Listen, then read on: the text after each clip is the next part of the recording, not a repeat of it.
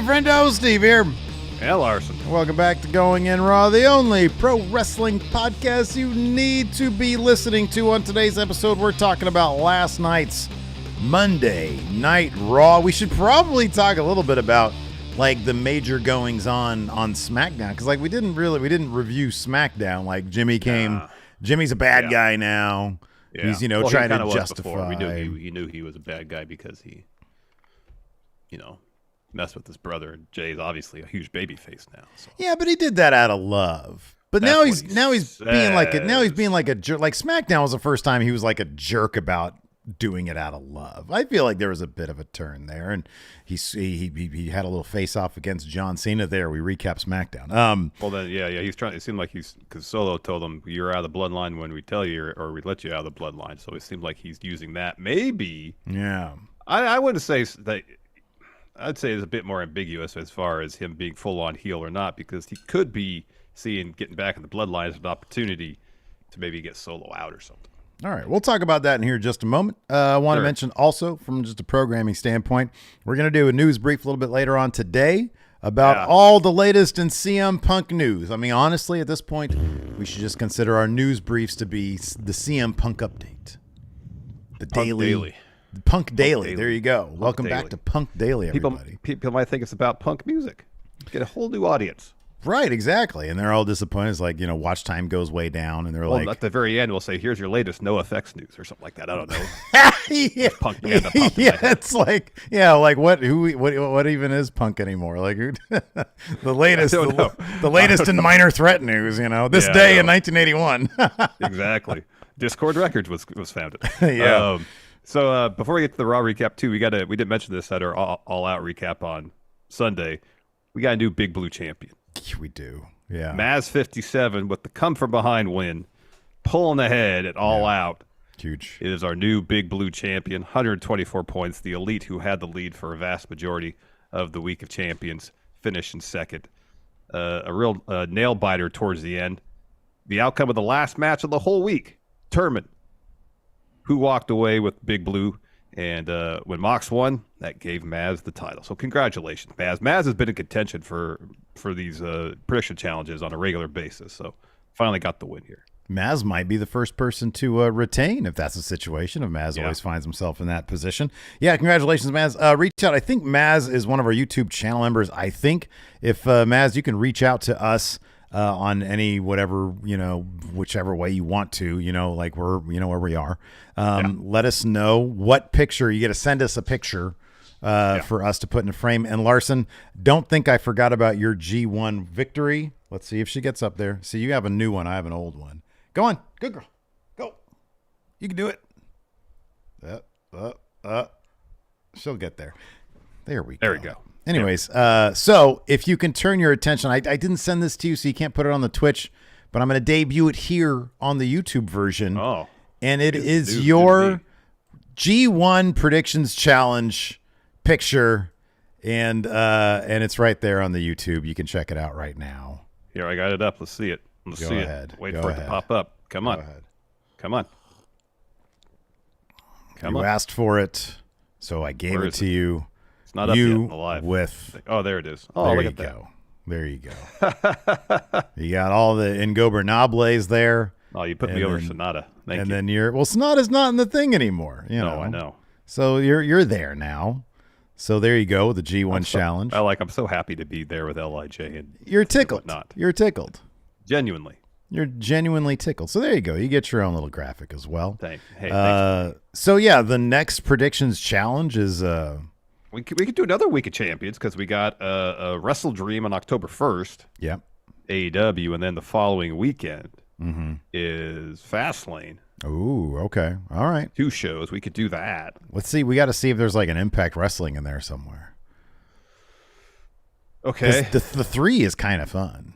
It is. The 3 is fun. Especially Impact is such an X factor. Oh, especially now that we don't even watch it. I know. It wins NXT No Mercy. Maybe it's around. Oh, Pod says NXT No Mercy. Maybe it's around that same time frame. Oh, that'd be fun if No Mercy was there. Okay. No cool. Mercy. Right. We'll take a look at another Week of Champions could be on the agenda. Let's talk last night's Monday Night Raw, though. The ring general himself, GUNTHER, has now broken. Well, I guess as of when? Like, this is his last title defense Friday. Yeah, so we're not going to see him again until the record has been broken. So as of Friday, as of this match is what they're saying. You know, they did this whole thing where they were honoring Intercontinental Champions of days past, which I thought was really cool. WWE's been doing, ever since Triple H took over, dude, they have been doing such a good job, I feel, of giving these big matches the appropriate amount of ballyhoo and rigmarole to make us at least doubt that, oh, okay, this record's on the line. The Intercontinental Championship, they did a really good job building up Chad Gable. His kids are there. They were crying when he lost. But even like looking at Shinsuke Nakamura versus Seth Rollins, I feel like under Vince McMahon, if they booked that match, they wouldn't put that extra effort in to make us think, oh, maybe this could happen. And I think they're doing such a good job with that. And they've built this, match up right before the record is broken. Gable came up short. We can talk about whether or not after what we saw here, if it's likely that he's still going to be the guy to take it off Gunther. But I think they did just a really great job building this match up to make people think, hey, this could be it. Yeah, they did. And especially bringing the history into it here with Gunther being on the precipice of setting a new record for longest Intercontinental title reign. As far as Gable having being the one down the line to take the title off, I don't know. I think he said, I don't know if it was in like a .com thing or something else. Yeah, it was, yeah. That he said that he's determined to be the one to take that title off Gunther. He says, "I'm do everything he can to get himself in position to get another Intercontinental title opportunity." And if that is in fact the plan, and they tell that story, if it's WrestleMania, say, so that's what 7 months from now. Yeah, it's a ways off. Yeah. He goes on a good winning streak, or at least wins a vast majority of his matches. Yeah. And by the time we come back around to that match, it could very well seem inevitable at that point. Oh, Chad Gable's totally getting that. Right. But they have to book him correctly, leading to that for us, I think, to really feel that way. Yeah, no, absolutely. I mean, that's my one issue with Gable right now is that, he's given Gunther a good run for his money. But leading up to that, it's not like the guy was like on a big win streak or anything like that. And I feel like if they spend that time, if they sort of target Chad Gable as, okay, we know he's got what it takes, we want to get him there. You got to put in the work then of even now, like he sort of comes off, and this is maybe just me, and sometimes I have a hard time getting over a person's past to see them in a new light. Like, for example, Shinsuke Nakamura, he's been booked into the ground with this 50-50 booking for like basically the majority of his time on main roster. And so it was kind of difficult for me to understand, okay, well, this is like a new Shinsuke. And I think there were some things they could have done besides, giving him big wins. They did what they could, but, showing him, for example, beat Muta in his retirement match, if they had access to that footage, that would have been really cool as a way to say, oh, this changed him. I need to see a change in Gable to show me that this guy he's going to start beating people. He's still a bit of a comedy guy. I mean, I'd say he's like, I don't know, a 70-30 comedy. He's 70, serious 30% comedy. I think they've successfully sort of maneuvered him away from the comedy stuff.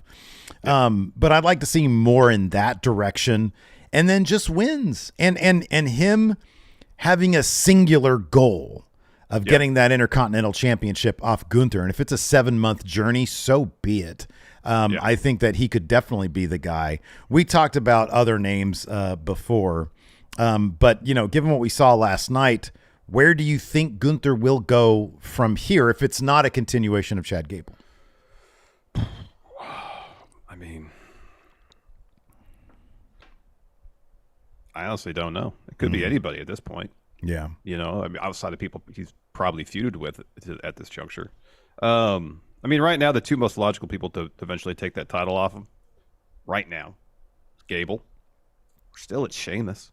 Yeah. Sheamus is the one that took him to the brink, probably more so than anybody else at Clash of the Castle last year. And they could tell the story of, okay, Sheamus is the one title that's eluded him his entire career. And he was so close to beating Gunther at Clash of the Castle. Come back around, tell that story at WrestleMania. That's a possibility. But, I mean, I feel like at this juncture, if Gunther's probably going to lose that title at a major pay-per-view. Yeah, sure. So Survivor Series, maybe. If it's Survivor Series, it probably won't be Gable. Mm-hmm. If it's Rumble, it could be Gable. That's 3 months away. But they did really invest some serious time in booking Gable as a winning wrestler. Then you got WrestleMania. That's 7 months away. Plenty of time to book Gable, Sheamus, whoever, to set up that match. So I don't know. I mean, I feel like we're going to have several kind of interim feuds until they either get to the event or they find the person they want to eventually beat Gunther. I see a lot of people here in both chats saying Jey Uso, he made his Raw debut as a solo guy last night. And Pierce dropped a line a little later in the show where he said, it's going to be quid pro quo. You came to Raw, somebody from Raw is going to SmackDown, and some people might be upset once that name is decided on. Clearly it's going to be Cody Rhodes. Most likely, yeah. And he's going to be taking on Roman Reigns. But could you see Jey Uso, could you see a storyline benefit, some sort of thing that could play into Jey Uso's story if he were to be the guy to challenge Gunther and take that title off him? I'll backtrack just a moment to say, this has popped in my head. Cody seems the most obvious that's going to go to SmackDown. What if it's Kevin Owens? Yeah. Oh, Jay's already going to drive a wedge between Sammy and Kevin just by being on Raw. That was set up last night when Sammy and Jay kind of had their reconciliation.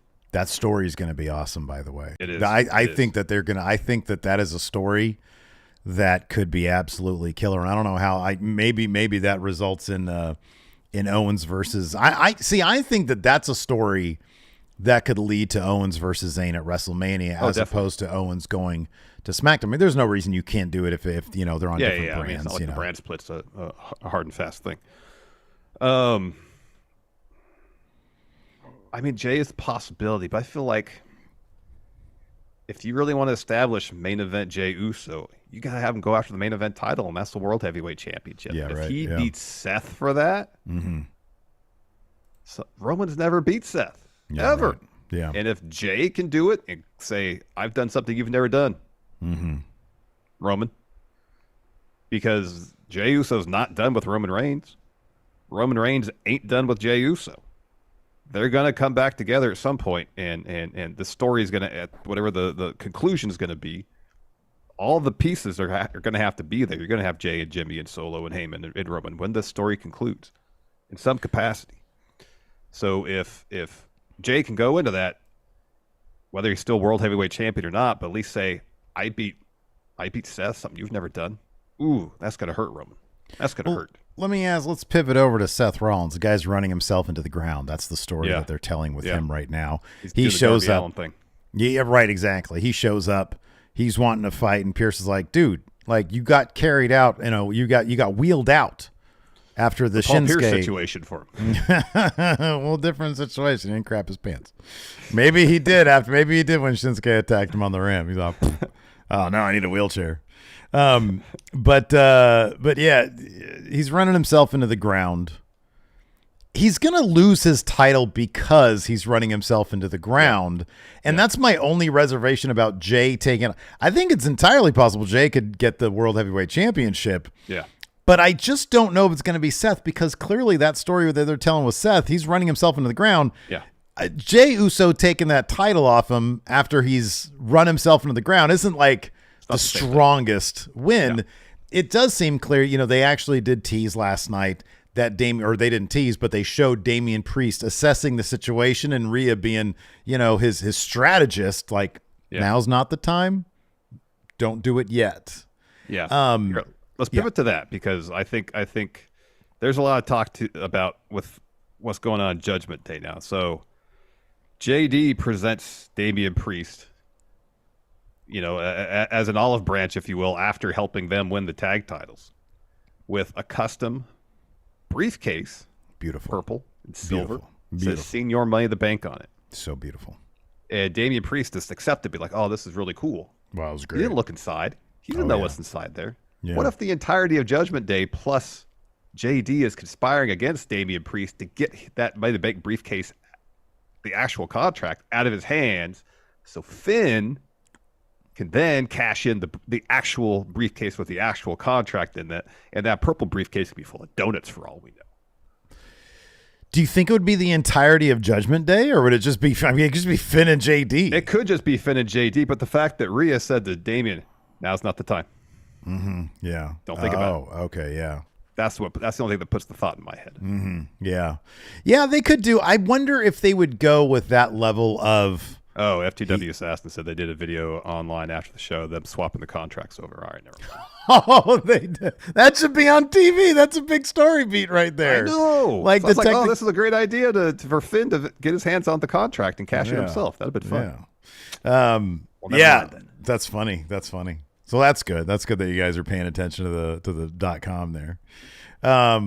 So yeah, I don't know. I think that I don't know. I mean, I kind of feel, man, the one thing I definitely don't want is like JD and Finn to cost Priest his cash in. That'd be so bad. Like a failed cash in. Oh, that'd be heartbreaking. I mean, I guess if it's in service of like an awesome story, that'd be fine. But boy, that would be a heartbreaker. Service of Judgment Day falling apart. And I don't think that's what you and I would really want to see. Oh man, I wouldn't want to see that. No. But it would be like, for appreciating the drama in it. I can appreciate like, oh, they just fucked him bad. As opposed to like most failed cash-ins, which are just, oh, look at this bumbling fool out here. What ineptitude here. Right. If it is some sort of, plot out of jealousy. But I don't know. Like, in character, Finn seems like there didn't seem to be any reservation about anything. Like, he's happy. He's got the tag titles. He's a Grand Slam guy now. Well, if he is a Grand Slam guy now and manipulated his way into getting his hand on the real Money in the Bank contract, I understand why he's super happy too. Apparently, it ain't gonna happen. So JD, with help from Dom last night, got the win over Sammy. Rhea had said, "Hey, let's see how this plays out against Sammy."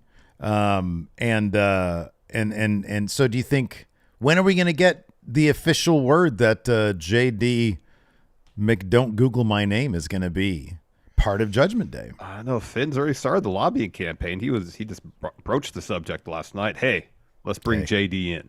Yeah. And nothing conclusive came of it.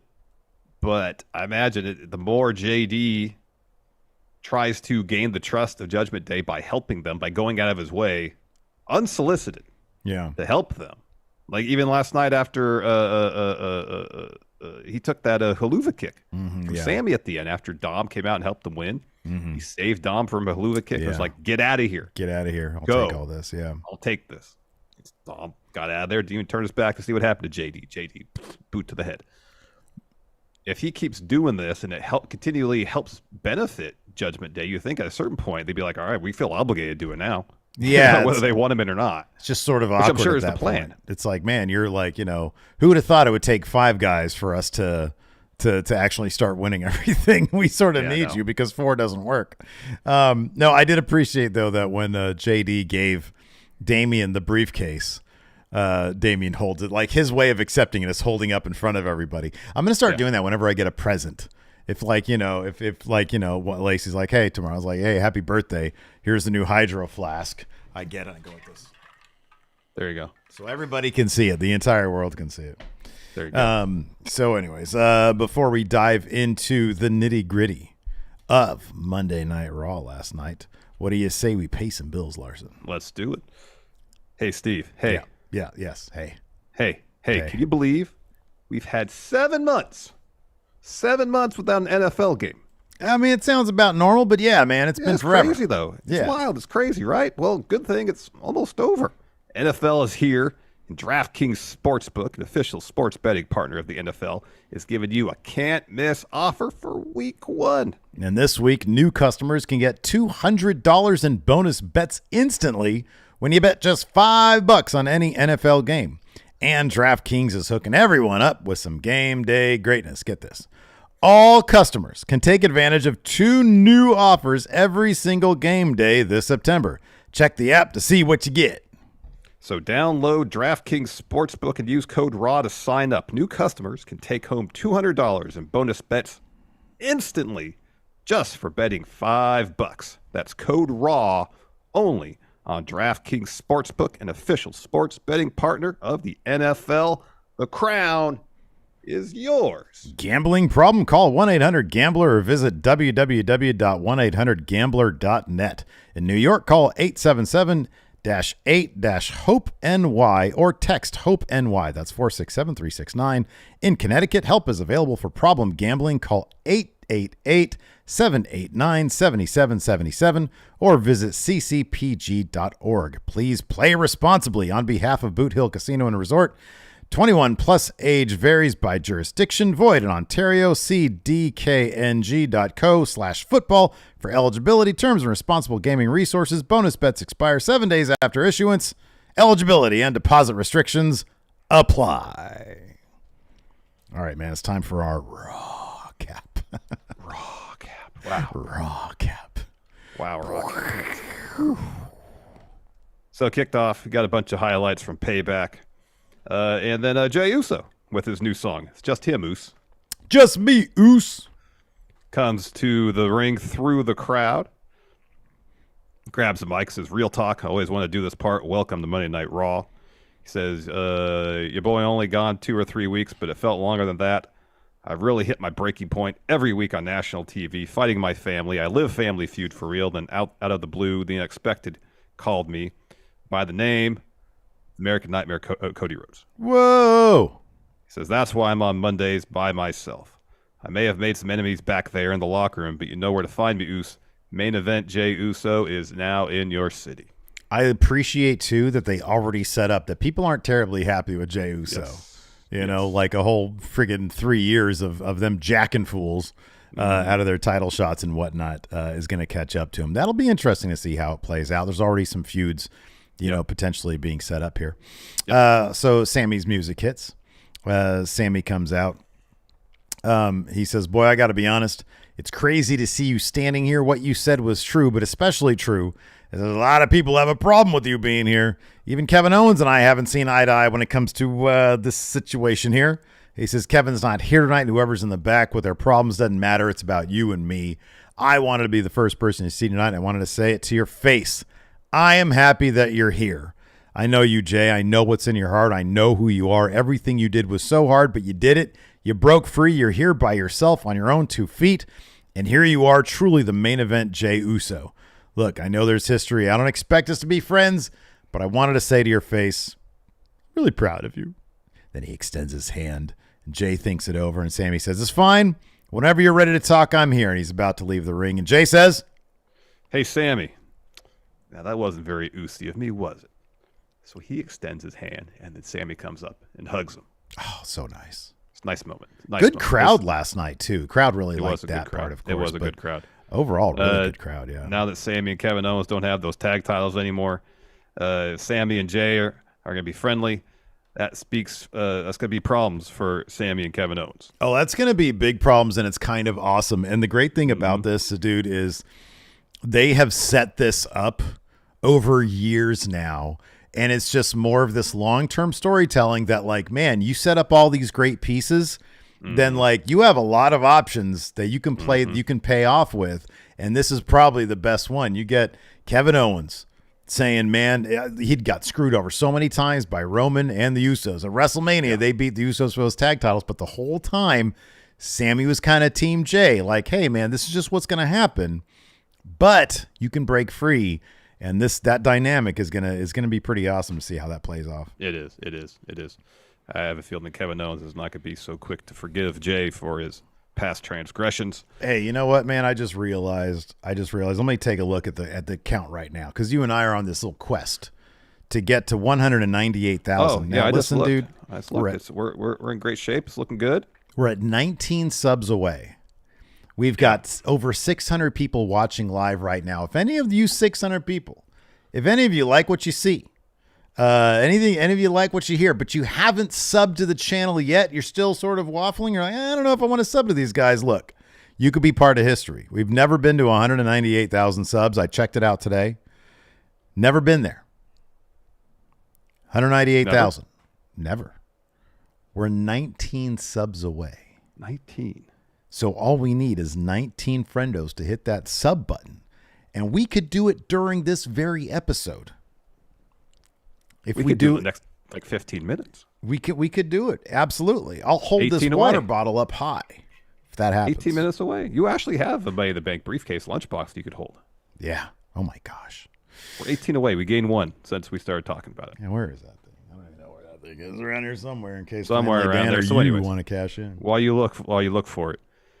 So Jay makes his way up the ramp. Sammy to your left, and then Drew's music hits. He makes that guy. He's got a big problem with the bloodline. That guy does not like the bloodline. Massive. So they meet on the ramp, and Drew just stares at Jay, and Sammy has to run out to calm things down.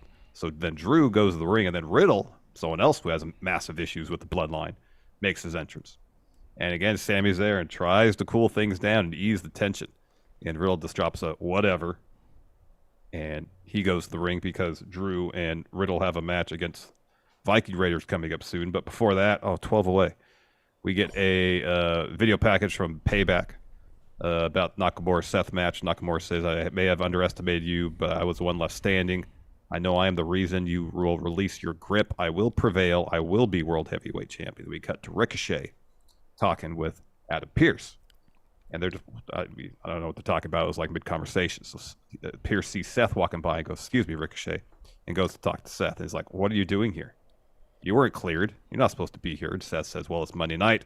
I'm the World Heavyweight Champion, so I'm supposed to be here. Yeah. And Pearce says, medical ordered you not to be here tonight. There's a lot of tension. Jay Uso is here. We're 11 away.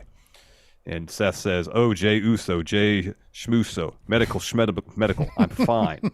If I can walk, I can fight. And the Ricochet interjects himself and goes, hey, look, Seth, I saw you and Nakamura, what you did to each other at Payback. You tore the house down. But for you to be here, I just want to say respect. That's a champ I can get behind. And Seth says, my man, he gets it. And Ricochet goes, that's not what I was getting at. You don't have to carry the whole show. You have help. Saying, I can help you, Seth. And Seth goes, I'm fine. I'm totally fine. Yeah. I love that he's embracing the Jay Uso, Jay Schmuso, medical schmedical. I love all that stuff. Very dad stuff. He's really a girl dad now. So, he's embracing the silly puns and whatnot. I don't even know what that's considered. I don't either. Yeah. Anyways. Seth shows up and he's a wreck. So he's kind of useless. And Ricochet's trying to step up. We had Drew McIntyre and Riddle versus the Viking Raiders in a tornado tag. Was it like a Texas tornado match? Or was it just a tornado? They were talking about Terry Funk and Texas tornado tag matches. Well, that's it. Yeah. So that was awesome. Oh, also, we can't forget this. When Jey Uso showed up, Michael Cole made a reference. He said, Cody Rhodes used to be an EVP. He can get things done. He can get things done, which was that's pretty funny. Michael Cole's been on one lately, and it's been kind of awesome to see. It's been pretty great. He talked about the Miz stealing Daniel Bryan's kicks on SmackDown, at the pay-per-view. I think on Payback. I think it was. So anyways, we have this match. This match was a lot of fun because it was a tornado tag match, and Michael Cole's talking about the history of tornado tag matches during it. It was pretty awesome. Yeah. So Ivar is sent over the announce table. Drew belly to bellies Eric on the floor, but Ivar splashes Drew right afterwards. The Raiders go for Ragnarok through the announce table, but Riddle is able to stop them. Riddle hits a kick on the apron, sets up a table in the middle of the ring. Riddle rolls him onto it and heads up top. Valhalla distracts him, and he gets a heel kick by Ivar. The Raiders go for a Ragnarok on Riddle through the table as Kofi runs down. He takes it to both the Raiders, but Ivar ducks, and Kofi hits Riddle with a Trouble in Paradise. Ooh. The Raiders throw Kofi into Drew like a lawn dart, and then the Raiders hit Ragnarok on Riddle through the table to get the win. So, unfortunately, Kofi, best intentions, ended up screwing over Riddle and Drew McIntyre. Yeah, Drew's not happy about it whatsoever. No, he's not. Not happy. After that, we had the first of, 3 or 4 little short video packages highlighting former Intercontinental champions. Yeah, this was nice. This one, illustrious names like Shawn Michaels, Stone Cold, Booker T, Honky Tonk Man, Roman Reigns, and the first Intercontinental champion, Pat Patterson. Won in a tournament. In Rio de Janeiro. Yes. See, we're getting ready for our trivia tonight, man. What if that question pops up? That tournament really happened, right? That was a real tournament that really Yeah, happened. there's like, they forgot to hit the record button on the camcorder, though. So, yeah. So unfortunately, there's no footage of it. No footage, but real tournament. Have you really seen, happened. hey, have you seen like the latest conspiracy theory about, what is it? Who had the 100-point game? Was it Wilt? Yeah. Yeah. How like people are doubting that happened. Because they were like, I saw on Twitter, I saw this a little while ago, how people were like, I don't know this. And there's like there's no evidence suggests that it didn't happen. Yeah. But also like they taught like the evidence is great records were not kept game to game. Mm-hmm. And there's like no footage of it. I saw this like a highlight reel of Bob Cousy on Twitter the other day, and all the comments were crazy passes. Yeah. Oh, dude, no, he was great. But all the comments were like, why is there so much footage of Bob Cousy, but there wasn't any footage of the 100-point game?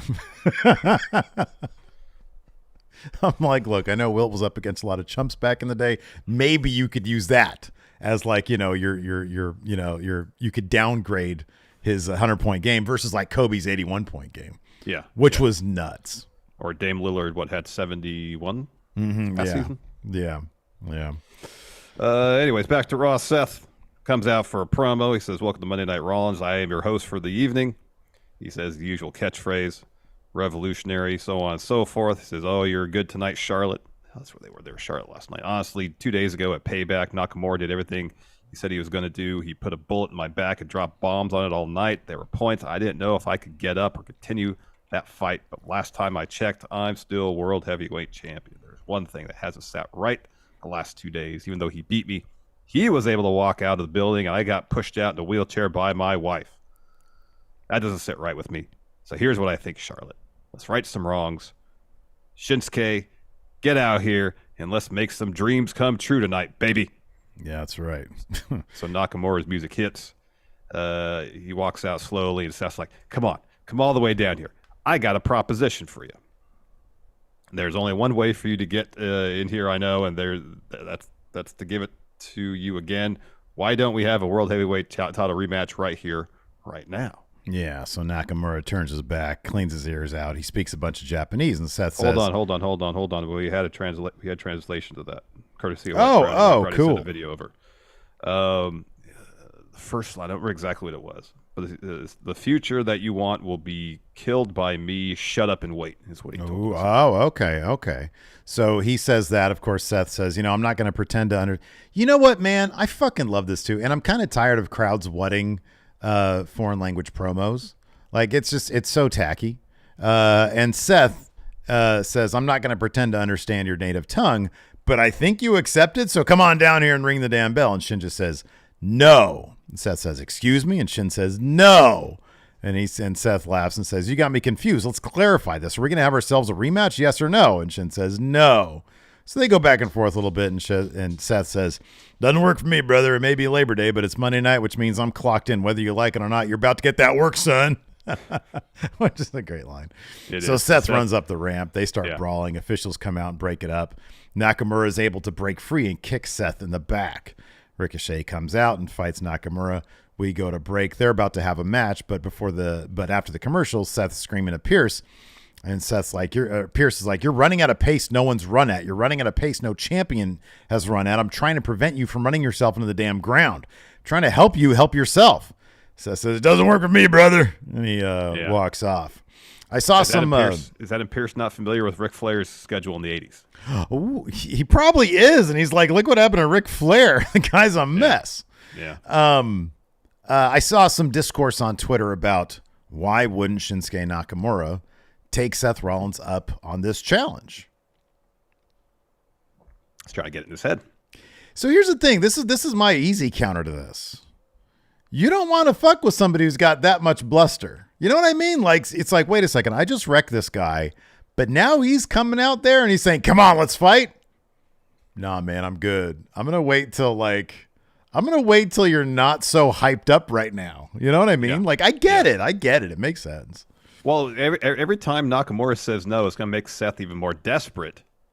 Right. People are desperate. They make mistakes. Got to be strategic about it. Exactly. Nakamura's waiting for Seth to make a mistake, and then he will capitalize. Mm-hmm. Yep. He's not done with his job of breaking Seth, and that's what he wants. He wants to break Seth, and then it's easy pickings. Then it's easy pickings. Oh, Maz is here in Twitch chat. He says, my big blue picture sent via Twitter DM to MFC here. Man, the way Twitter's going, I'm not going to be on it very much longer. Yeah. If you guys are on Threads, I'm there, MF Steve here. But this Twitter business, there's too much ugliness there, man. And I'm not just talking about the wrestling community. I'm talking about, like, you know, all the stuff going on with Twitter.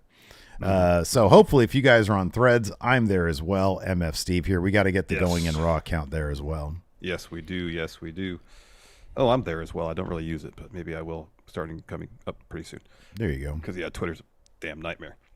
They just need, like, search terms. Like, you can't just search, like, oh, what are people talking about with Payback? And then, like, it loads up all the posts. It doesn't do that. Like, they need to do that.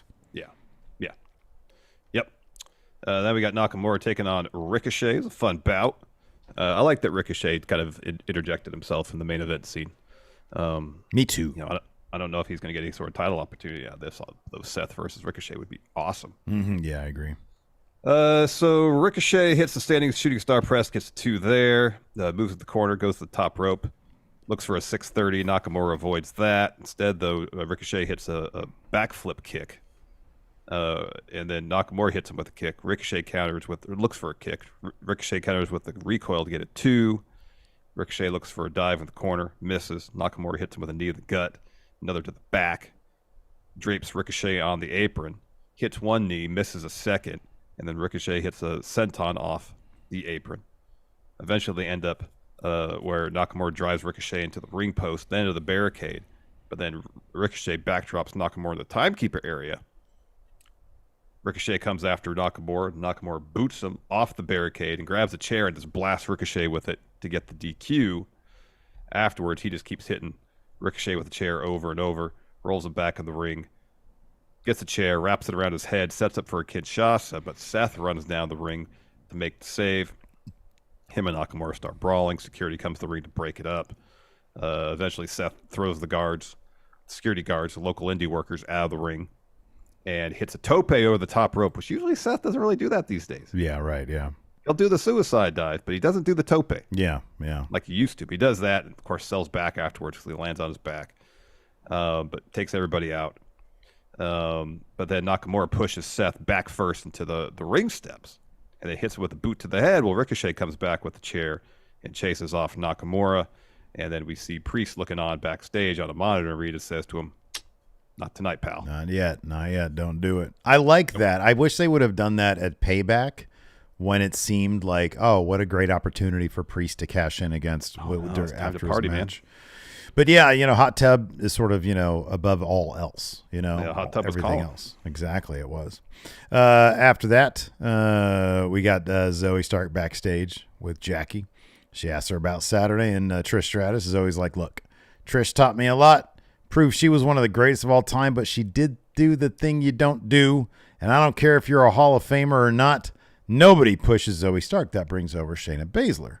Jackie leaves, and Shayna's like, I was wondering when you were going to get rid of that dead weight. I got rid of Ronda and turned everything around. I just wish you had done that before our match. And Zoe says, I see where things are going here, Shayna, so I think we've got some unfinished business. Let's go one-on-one tonight and see who the baddest woman is in the WWE.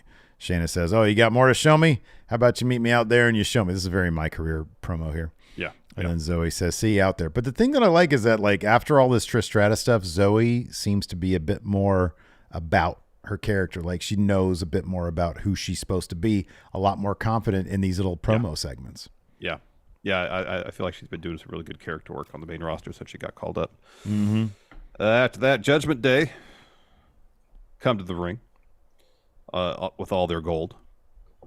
Priest starts things off and says, all rise for the crew dipped in gold, all rise for Judgment Day. And Dom says, through the booze. He just powers through the booze these days. Dude, I like that. I like that so much because number one, this crowd was fun. These boos were so loud. And I don't know, maybe WWE's, cranking them up a little bit. I don't know. Piping them in a little bit. Maybe. But seeming like you look at everybody in the crowd and they're all booing.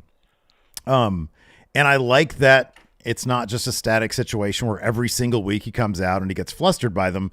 Now, as a character, he's learning to go through it and just go ahead and deal with it. You got your own threads going on there, pal? Yeah, look at this massive thread that's pulled off the shirt. What the Oh, heck? my goodness gracious. Look at that. That's huge. Humongous. Your shirt's about to fall off, man. Maybe. Man, there's more shirt there than thread. Anyway, so Dom talks through the booze. He says, at Payback, we did exactly what Mommy told us to do. Mommy, you successfully retained. Damien and Finn handled Kevin and Sammy to become the new tag champs. And then Finn thanks Dom and says, I want to congratulate you on your 1-year anniversary since joining Judgment Day. Rhea, I want to thank you for being the voice of reason. Thank you so much. Hey, Damien, we've had our ups and downs, but hey, look at us now. Look at us now. Look at us now. Who'd have thought? Who'd have thought? Undisputed tag champs of the world. I'd also like to give a special shout out to JD McDonough for always having my back for the last 20 years. Just rolling his eyes. He is super roll. He says, finally, I'd like to thank me, on reaching my most recent career milestone and becoming Grand Slam Finn. And then they shower him the you deserve it chance, man. People like Finn. Oh, heck yeah, they do. Then Rhea says, last week I gave you all an ultimatum and pressure was on, but you boys rose to the occasion. You guys are truly brothers. We truly are a family. I love you boys. But there is one thing aggravating me. It's the fact that the focus isn't on our accomplishments, but that Jey Uso has come to Monday Night Raw and what it means for the Bloodline as far as I'm concerned. Bloodline, they've fallen. Judgment Day has risen as a dominant faction in WWE. And Priest says, yeah, with all this gold, before he continued that thought, JD, don't Google my name. His music hits. I'm so glad they have his like older theme song as opposed to the new one that they did. I know. I kind of feel like people backstage don't know that. It's like, which one do I use? They kind of sound similar. So anyways, the better one, yes. Yeah. So Priest says, wait, man, like the small part of me was actually starting to like you. So whatever your reason for coming out here, make it good. And JD says, it is good. It'll be good. It's good. So the way I see it, I took a bullet for you on Saturday. So the least you can do is let me explain why I'm out here. I'm out here because of what you said, Rhea. You said big changes are needed in Judgment Day. They've been needed for a while. Priest, the briefcase has got to go, bro. You don't need it. Look at you. You have all the gold. You don't need that briefcase. You need this one, and it's a fancy new purple one that says Senor Money in the Bank. Priest's eyes light up. He's like, oh, man. So he takes it, holds it up high, and then he hands the other one over to Dom. He says, man, with this briefcase and all this gold, the Judgment Day, whoa, Sami Zayn's music hits. Yeah. And so Priest throws the mic down. He's upset. Tired of being interrupted. So Sami says, hold up there, fellas, gentlemen, and Dom. You're all feeling good about yourselves, and I know Kevin Owens isn't here, but did you really think that after it took 5 of you to rob us of our tag titles, did you really think we'd let it slide? Here's the thing. You brag about holding everything, but when I look in the ring, I see 5 championship stealing turds. No, not turds. I am so happy the word turds is making a comeback. It's making a comeback, dude. Yeah, Swerve in AEW saying turds. It's a great word. Sami Zayn here in WWE saying turds. Top S tier level insult there. Yeah. Says, Sami continues, I'm being honest. Special beating is owed to the one who cost us the biggest turd of them all, Dominic Mysterio. What do you say? And JD says, as Dominic is like mulling it over, JD says, Dominic isn't fighting anybody tonight. And Priest again is like, what is this guy doing? Why does he keep taking talking? The initiative here? He's not Judgment Day. He says, if I recall, he's not the one who screwed you. If you want to fight anyone, Sammy, fight me. At this point, Damian Priest is like, oh, this is good. So Sammy says, I'm so glad you opened your mouth. Actually, at first he said, I'm so glad you opened your ass. No one deserves a bigger ass kicking than you, and that's what you're going to get tonight. You opened your ass.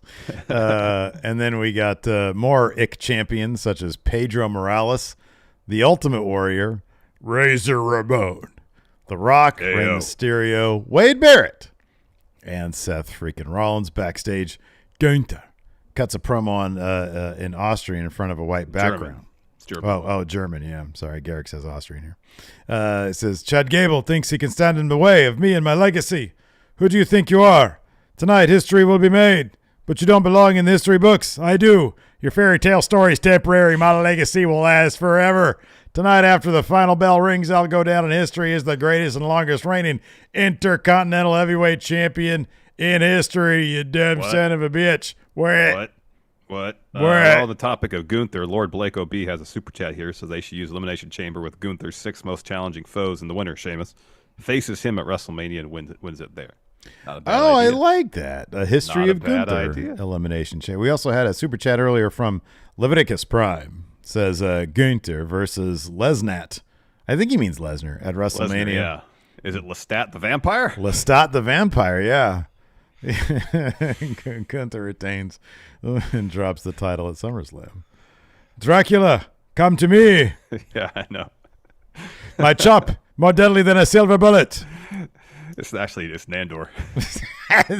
Nandor, the relentless. You will see how relentless the Ring NRL is. Guillermo. Yeah. Colin Robinson. Well, Gunther. Oh, man. Anyway. Can you list all the Intercontinental Champions? First was Pat Patterson in 1979. Oh, shut up, Colin Robinson. There he just falls asleep. Yeah. Anyways, after that, Raquel's backstage talking to Adam Pearce. He says, I want to make sure we're on the same page. And Adam Pearce is like, yes, same page. Glad you came in because I want to tell you, I'm going to work on making that official. What that is, we'll find out later. Chelsea Green walks in right as Raquel is leaving. And Chelsea goes, ugh, people are so rude. And Pearce says, don't I know it? So Chelsea says, I need a word with you, a future Hall of Famer, 2-time women's tag champ. I do not wait in line behind Sasquatches like that. Oof. So Pearce says, about that, Piper isn't cleared. He says, I'm glad you came in, though. She says, oh, come on, Adam. Are you sure you weren't talking about the issue that everyone is talking about, saying these tag titles are cursed? And he says, did it not occur to you that maybe it isn't the belts that are cursed? And Green goes, the implication is that she's causing all the issues. Mm-hmm. And she says, what are you implying? What were you two talking about back there? And he says, none of your concern. And Chelsea says, I bet you were talking about how she lost so miserably at Payback, or talked about how she got dominated by Rhea Ripley, or how she's a loser. And then Raquel's there as the camera, pulls out. Chelsea realizes, goes, Raquel, how long have you been standing there? And Raquel says, long enough. Adam, would you mind? And he says, absolutely not. You two tonight, it's official. Raquel says, I'll see you out there. Yeah, I really kind of feel like they should do, I forget, somebody suggested this. The tag titles are actually cursed. Alba and Isla cursed them. Mm-hmm. That'd be awesome. After they lost them, yeah. It'd be like the NXT ones. The witch's skin hat from What We Do in the Shadows. Oh yeah, it's got an asshole on it. It has an asshole on the back of it. And yet Nick Kroll just wants it. He just wants it, even he got all burnt up. Anyways, crispy bastard. Slowly turning into What We Do in the Shadows podcast, Steve. Pretty much, yeah. We're gonna get there. Well, Succession's over with, so. Yeah. Anyways, after that, we had Shayna Baszler versus Zoe Stark. Shayna Baszler ended up getting the win here, but Zoe Stark put up a hell of a fight. What do you think about? Yeah. Where do you think this is gonna go? Like, they're gonna do they got to do a series, right? Zoe's got to get a win over Shayna, or are they just because Zoe's got this great momentum off of telling Trish to F off. Yeah, Shayna needs to get that momentum back from beating Ronda. Yeah, I know. Are they just gonna put them in a tag team? I was thinking the same thing, but I really don't want that. I know, because Shayna was just in a tag team. Yeah. Beat her tag team partner at a pay-per-view. Yeah. And then from there, she'd be doing major things, because that tag team partner was Ronda Rousey. Yeah, I know. That should be the start of a major push that leads to singles title pursuits for Shayna Baszler.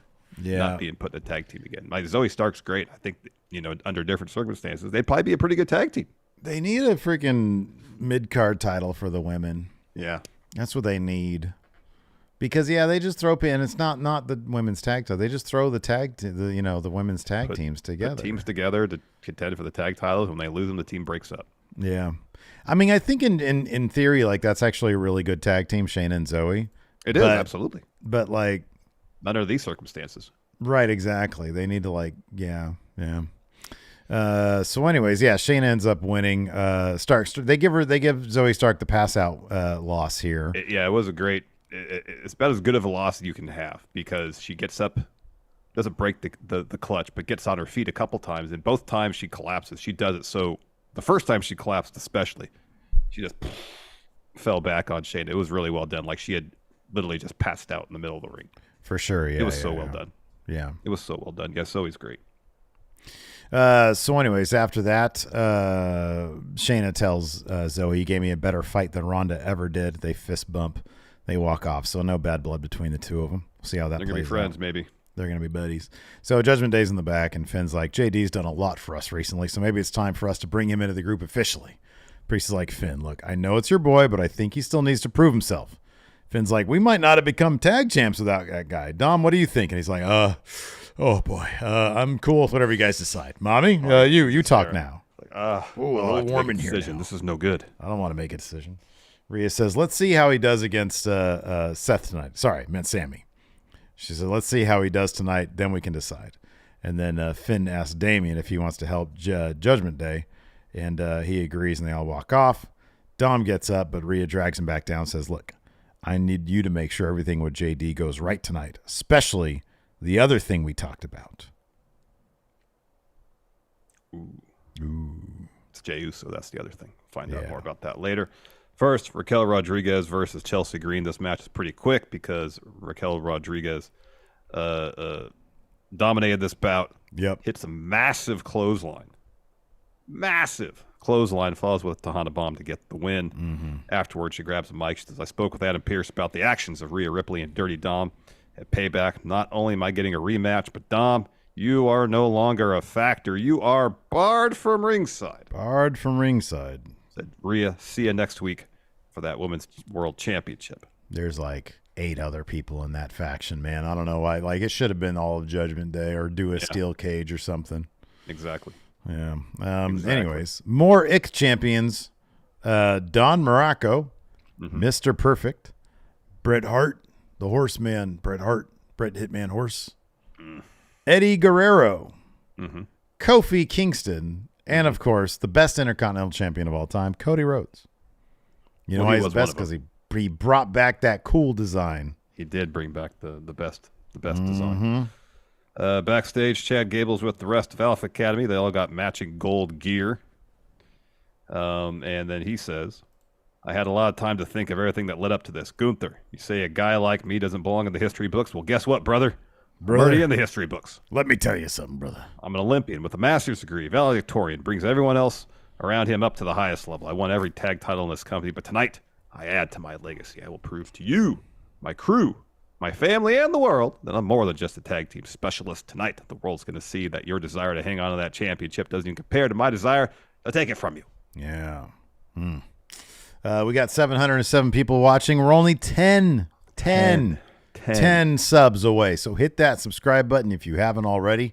As The Miz comes out, yeah, I'll be honest. Oh, we're not even there yet. Let's see here. Well, yeah, we basically are. He comes out. Oh, you're right. There's like there's stuff. So we got a backstage thing. Drew is mad. He's screaming for Kofi.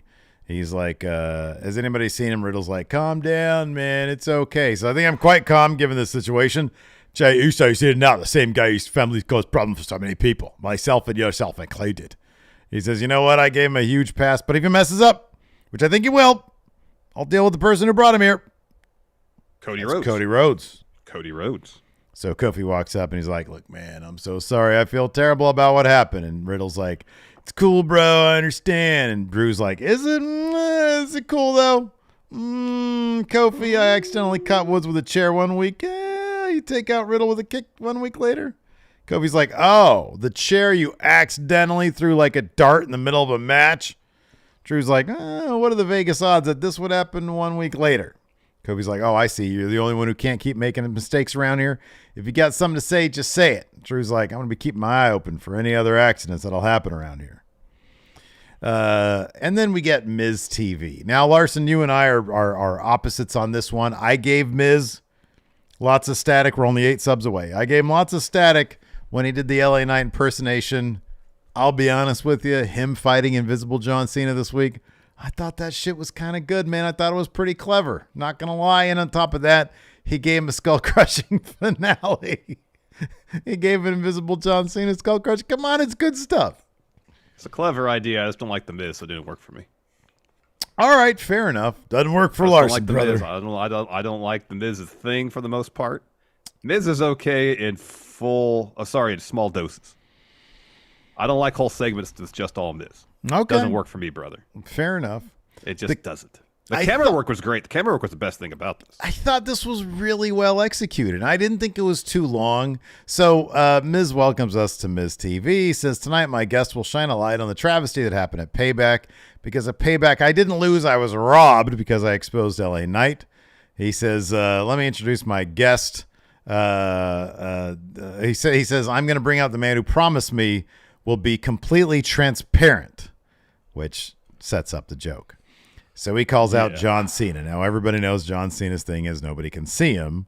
But the cameraman seemingly can see John Cena. He follows. It's Stu the cameraman. Steadicam operator, yeah. Right. So Stu the cameraman follows Invisible John Cena along everywhere he would go. And Cole and Wade Barrett are both in on the joke. They're like, oh, man.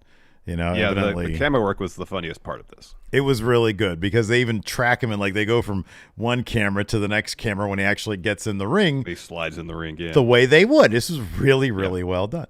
Yeah, well done.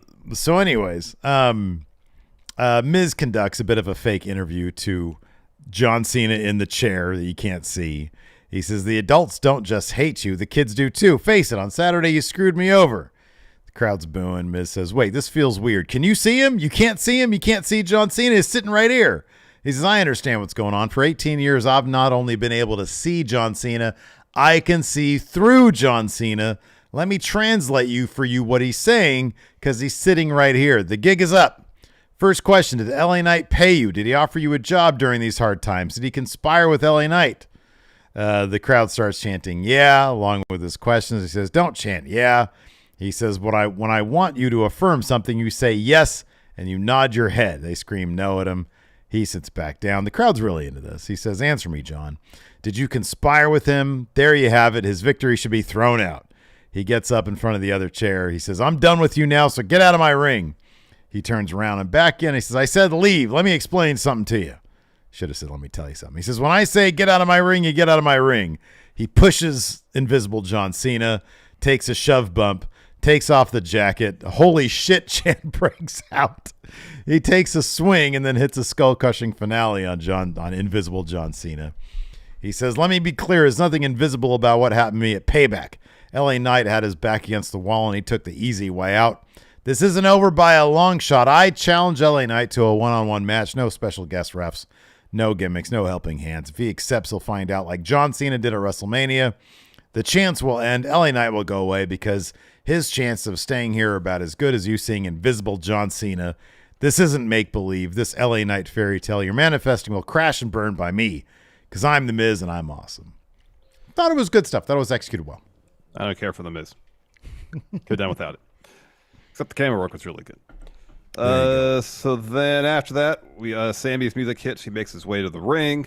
He's got his match with JD next. First commercial break, though, and then we go to Jey Uso backstage. Tozawa is so good.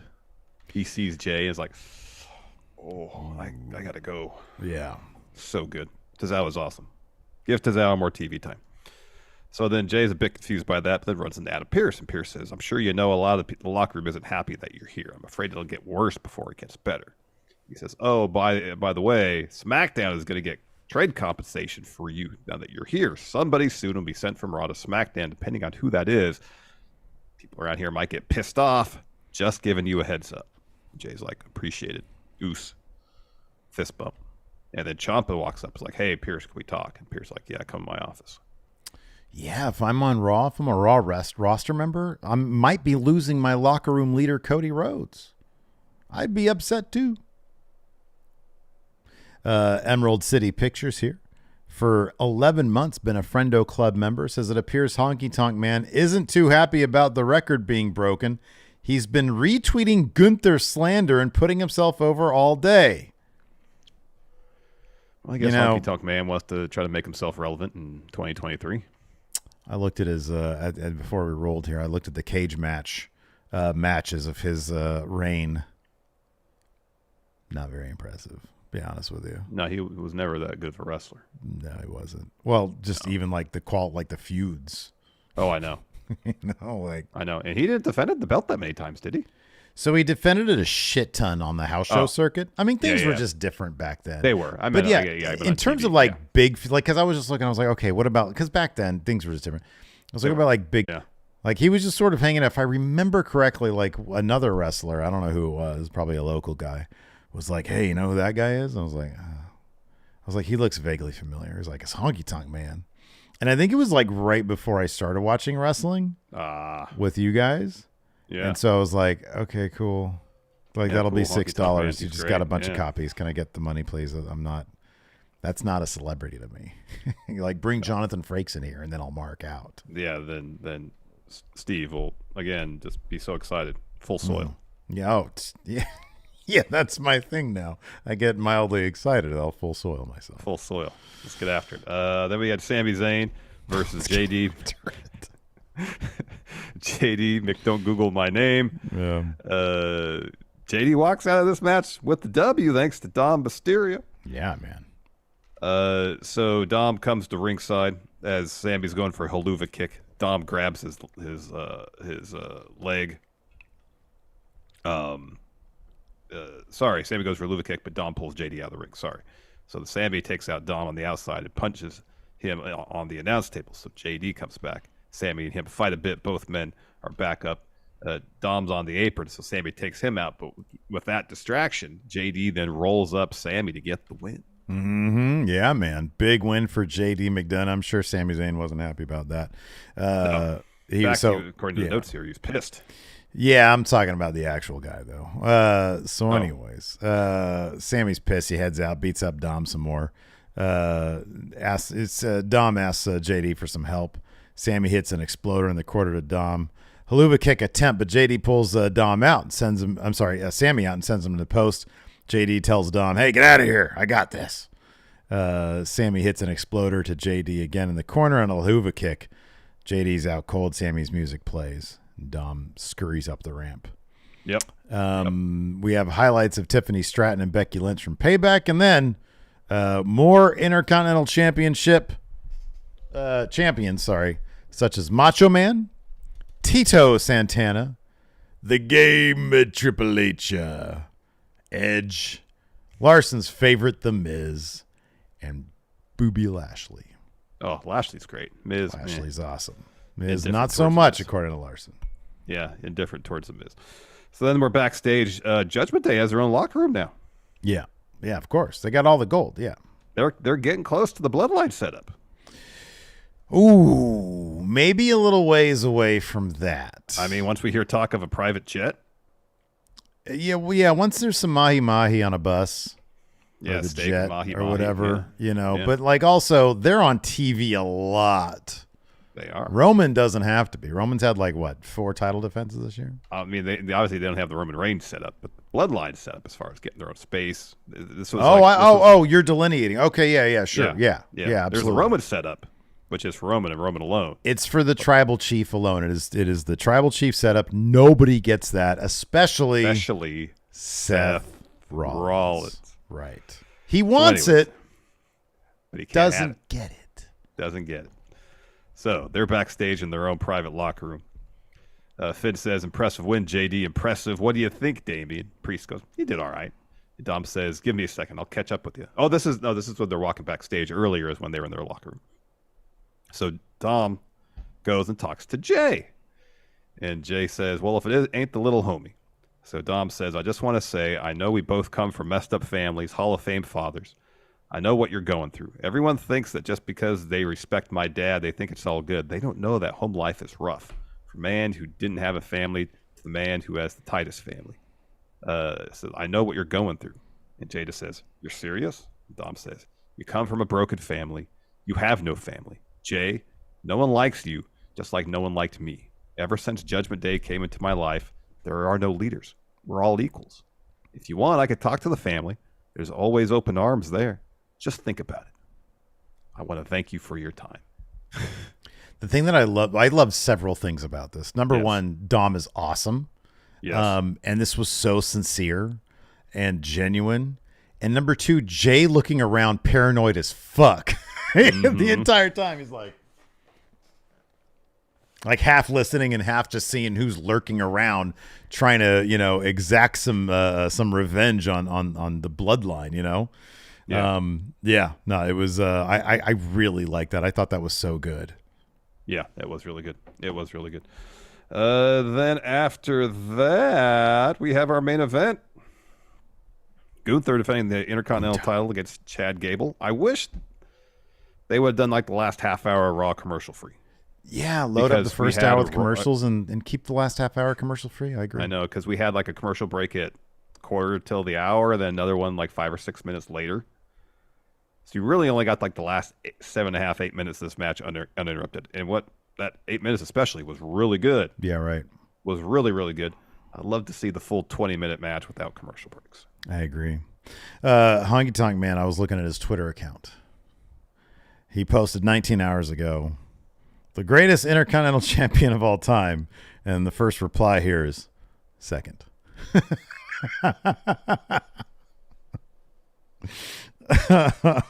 Oh, man. Oh, then this guy, Michael Thomas, says not even in the top 10. Underdog Collectible says, I will always have a soft spot for Barry Windham. NWO Intercontinental Champion.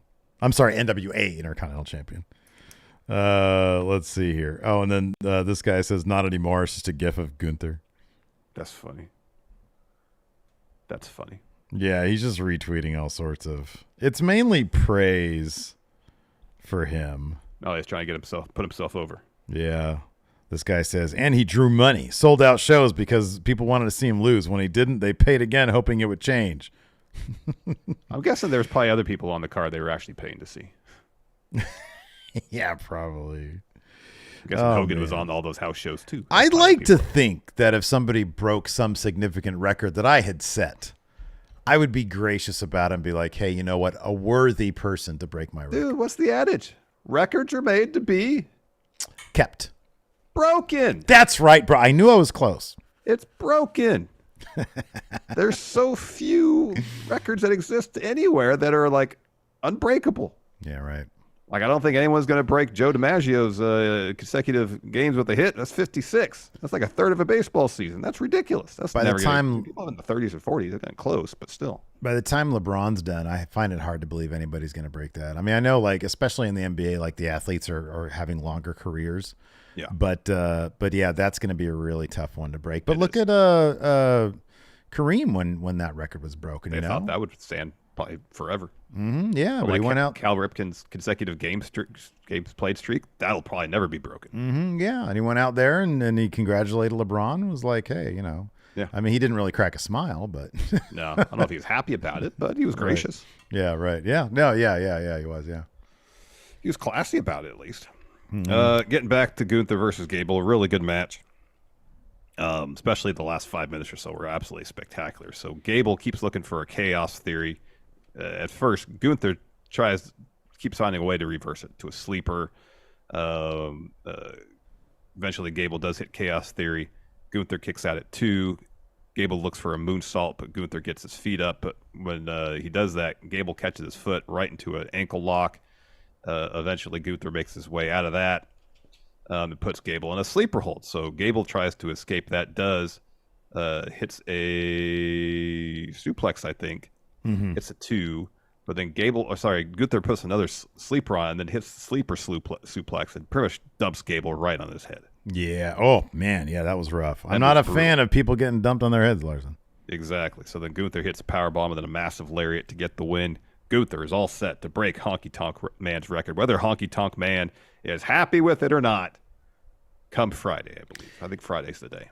Lord Blake here with a super chat says, in Honky Tonk Man's defense, it's the only thing he's got. I kind of disagree. I'll be honest with you. Like, it was kind of deep into me, like, being into wrestling that I understood that he had the record.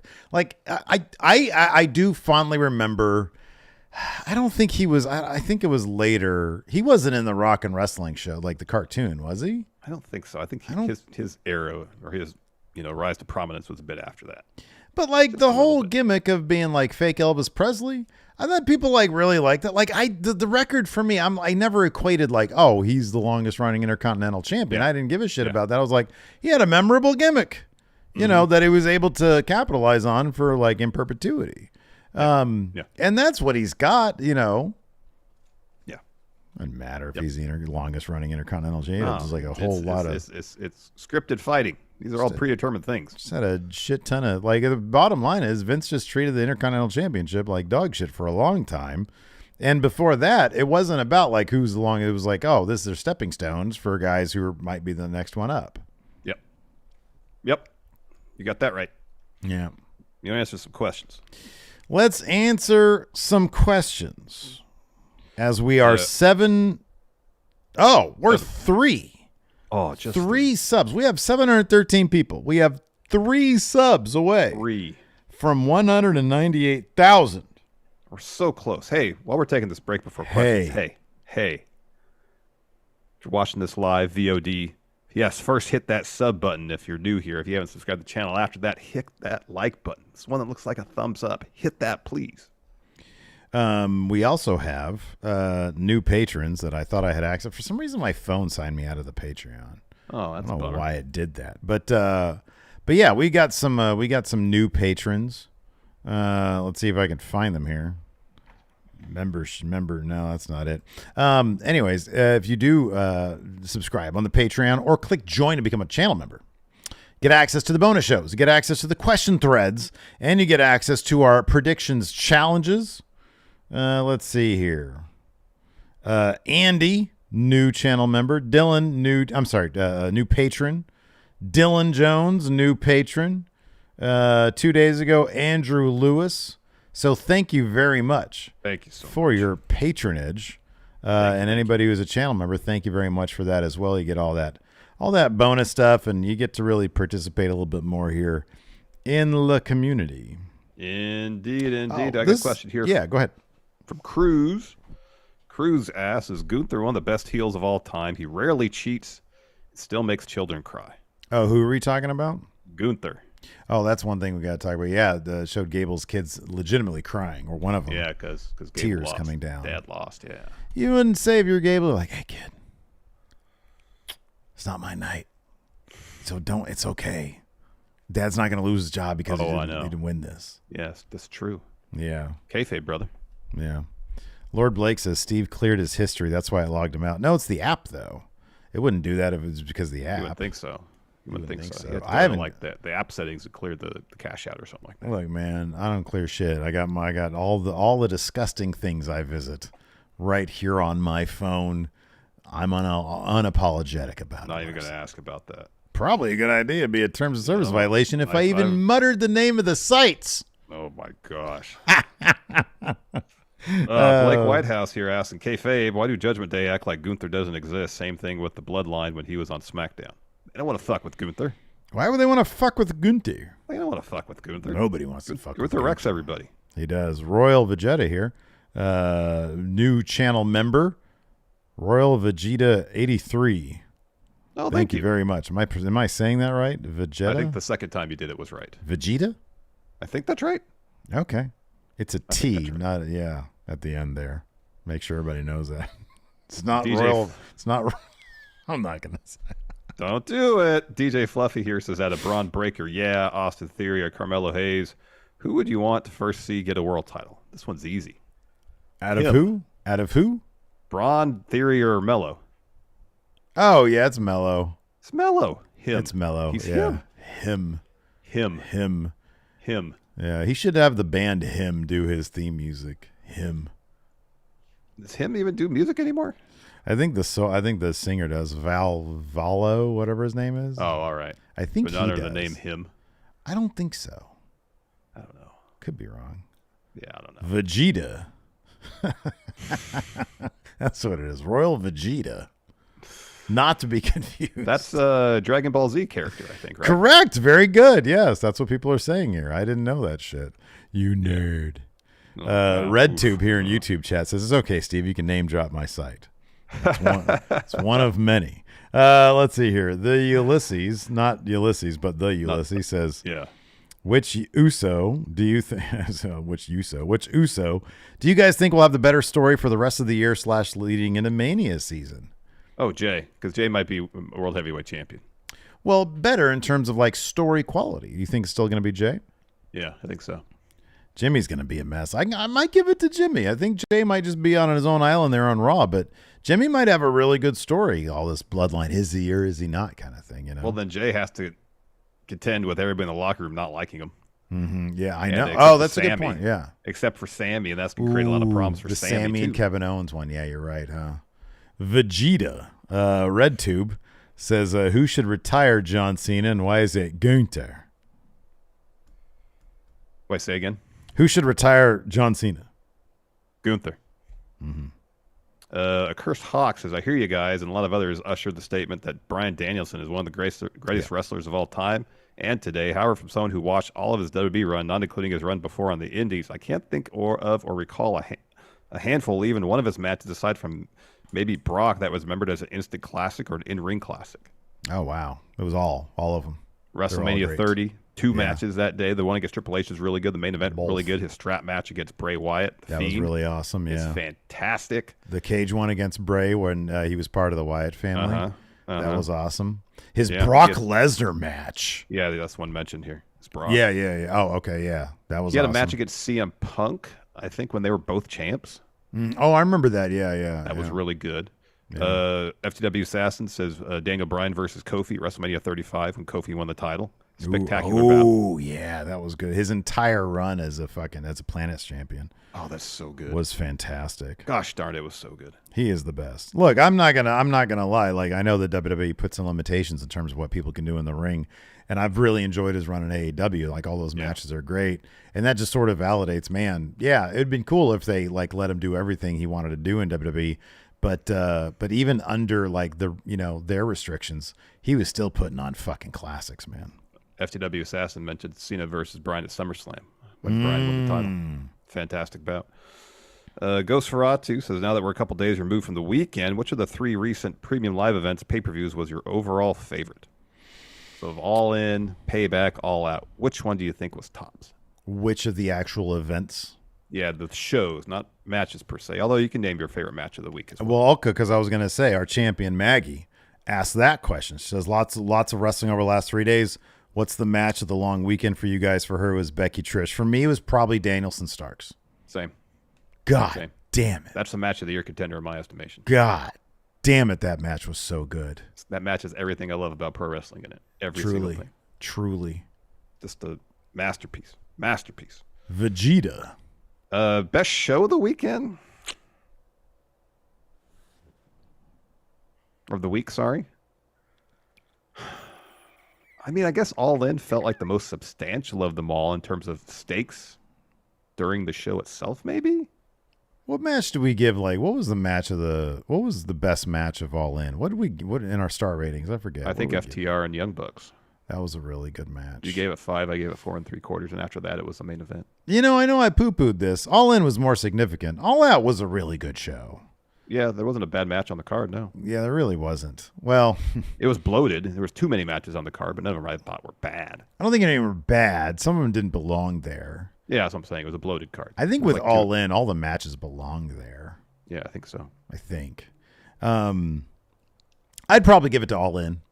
Yeah. It had that killer main event. That was a really good. God damn, that was a good main event. You had FTR versus the Young Bucks. Yeah, I'd give it to All In. You had CM Punk versus Samoa Joe. That was a fucking awesome match. It was a good match, yeah. Plus, you had CM Punk versus Jack Perry backstage. Yeah, it was CM Punk's last AEW match. CM Punk versus Tony Khan backstage, apparently, too. Apparently versus Monitors, too. Oh, man. John in Alistair's voice. John says, Steve, can you say Vegeta is Jim Ross? Oh, man. Let's get some of that Royal Vegeta. Oh, my gosh. Man. Well, it's a character from Dragon Ball Z. Come on, you know that. God, this sounds bad when you say it, JR. It sounds a little moist when JR says it. Yeah, it's a bit more risque when JR says it. A little bit more risque. What are the pros and cons of hosting a pay-per-view on Saturday versus hosting a pay-per-view on Sunday? Here's the thing. In the fall, when the pay-per-view is on Sunday, that interferes with the football watching. Yeah, man. That's not that huge of an issue, actually, unless it's an Eagles game. If they're on the Sunday night game. Sundays, I'll say this. Saturdays, at least I have Sunday to recover before we get back to a normal work week. Gotcha, yeah. Sundays, no recovery, because usually it's an AEW pay-per-view, and that shit's 5 hours long. True. So very little recovery. Like yesterday, I was exhausted. Oh, yeah. I was so dang tired yesterday. Yeah, right. Yeah, I was pretty beat myself. Royal Vegeta says, so where do I go to take part in predictions? So, Royal Vegeta, we post our links to all that. We will announce it well in advance. We post the links on the community tab or the membership tab. It'll be there as well on the YouTube page on youtube.com/Steven Larson. So it's there. Yes. AJ Otani says, is this some of the best heel work from The Miz? He says, if not, what would you guys consider better? For The Miz, my favorite thing Miz ever did, not the Daniel Bryan promo, that was awesome, but in terms of an actual feud, would be John Cena and Nikki Bella versus Miz and Maurice. I thought that was really good. From the few times I was like, okay, he's doing good stuff. Yeah. But you know why? It's because Maurice is charming. She makes everything better. She makes everything better. She's so damn charming. Yeah, I agree. It had less to do with Miz doing good work and Maurice doing good work. Yeah, right. I kind of answered that one. Aussie here asked, do you think Dom's interactions with Jay is WWE testing the water towards an eventual face turn with Dom? Nah, I don't think so yet. Yeah, I don't know about all that. Devil Survivor has a question we're going to push on. He says, what are the chances Punk goes back to WWE with new ownership? It's a bit different than, say, even a year ago. What are the odds? We'll end on this one. What are the odds? I'm not going to push on it. We'll do it right now. But we do have a news brief coming up later on today. We're going to talk all things Punk. It's all Punk. All a lot of just little Punk stories that we're going to talk about. It's a Punk update, but it's a CM Punk update, not an update on what, for example, Black Flag is doing right now. Yes. Yeah, that's good. Do you think Punk's going to go to WWE? Right now, I'm going to give about a 25% shot. Okay. Right now. It seems like he wants it to happen. We don't know the nature if he's got a no-compete or anything. That's one of the things we're going to talk about in our Punk Daily today. Yeah. There's some differing takes, differing bits of speculation about that. The largest thing is, well, WWE, especially given the headaches he seemingly caused in AEW, hell, William Regal's like an executive in WWE now. Right, yeah. I don't think exactly executive, but he's got a prominent role in the company. A little awkward. Triple H and Punk have had their own history of not exactly getting along. Mm-hmm, yeah. And I understand Triple H would probably be willing to look past that if you think he could make the company money. But if there's enough people in positions of power within the company that want nothing to do with them, Punk ain't coming. Yeah, right. Yeah. It's all in WWE's hand at this point. If they think there's money to be made by having him and they can deal with whatever headaches he might bring in the locker room, or they think, well, we have a more structured environment, he won't have the opportunities to create those kind of headaches. If they think they can make it work, they'll bring him in. If they don't, they're not going to sign him. Yep. That is the correct answer. Stay tuned for the Punk Daily later on today, right here at the channel. Thanks, everybody, for tuning in. We appreciate it. Oh, wait. One last update. Oh, yeah. Do we get it? Do we do it? Hey, 198,008. We blasted past it, Larson. 100. Oh. Do you have the horn thing, the thing? Yeah, give me a moment. Let's blast that thing before we go today. Be in a celebratory mood here to end the show. 198,008 friendos have subbed to this channel. Why can't I find it? Oh, no. You got to find that. Where is? Oh, there it is. I just couldn't find the folder it was in.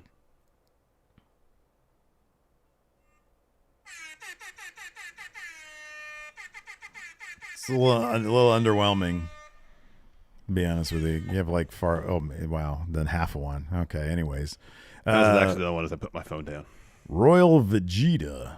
Oh man! Thank you everybody today for the subs. We blasted right through it. What's next? 198,891. Do we want the palindrome number again? We need we need that palindrome to get us some Royal Vegeta. 783. Is that right? Something like that. Yeah, that sounds right. 883. Okay. Whatever. I can't do math right now. All right, that's going to do it for us. Thanks, everybody. Till next time. We'll talk to you later. Goodbye. Oh, that's a